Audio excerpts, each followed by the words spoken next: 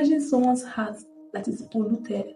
How can that person have free interaction with God? Hello everyone, welcome to Talk with Men. And this is an exciting one because the year is gradually getting to an end, and most times because December 30th or 31st, many people start writing their New Year resolution.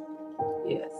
People keep saying, okay, next year, this is what I want to do, what this I want to achieve, and all. Sometimes when people do that, that plan or that resolution will just last from that January. Most people can stay all through January. Some people, even before the before the end of January or at the middle of January, they've lost track of what they decide or what they say they want to do. But today we're going to be talking about something that I believe that we should carry along while approaching 2025, and that is forgiveness.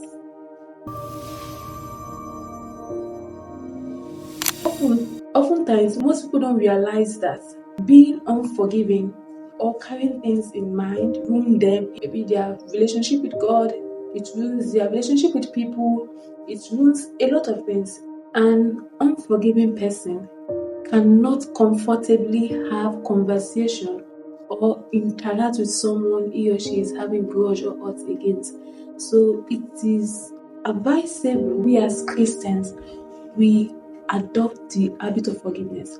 I know that forgiveness is not easy, but by God's grace and help, we can be able to. Remember, forgiveness is something that was instructed in the Bible by God, that we should forgive others. Forgiveness is about taking poison and expecting someone else to die.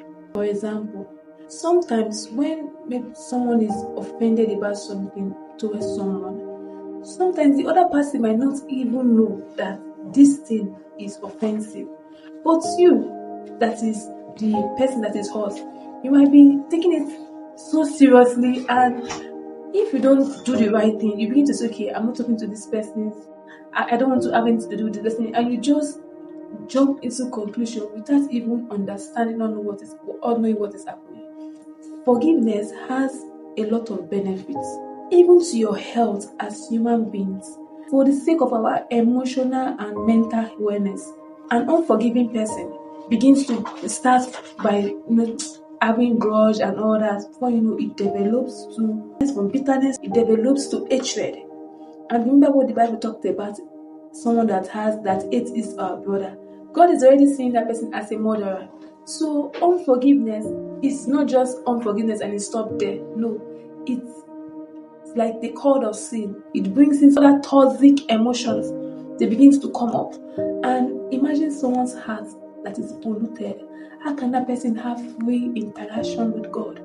That is, unforgiveness makes it difficult for one to communicate or interact with God. As you are praying to God or you are fellowshipping with God, the Spirit of God or the Word of God that is just telling you that there's someone you need to let go.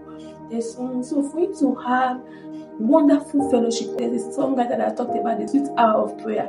For you to really, really enjoy that, you have to be a man or a woman that his or her hand is clean, in the sense that there's nobody in your mind, you're not carrying any offense, there's no hatred, there's no bitterness. Yes, sometimes the hurt might be so severe as a human being, yes. Remember what Jesus Christ made us to understand when Peter asked him that how many times should we forgive others? Peter said that, is it 7? Jesus Christ said no, but 70 times 7. So God knows that things will come that will make us, as because we are human, so He knows our frame, and you understand that things will come that will demand that.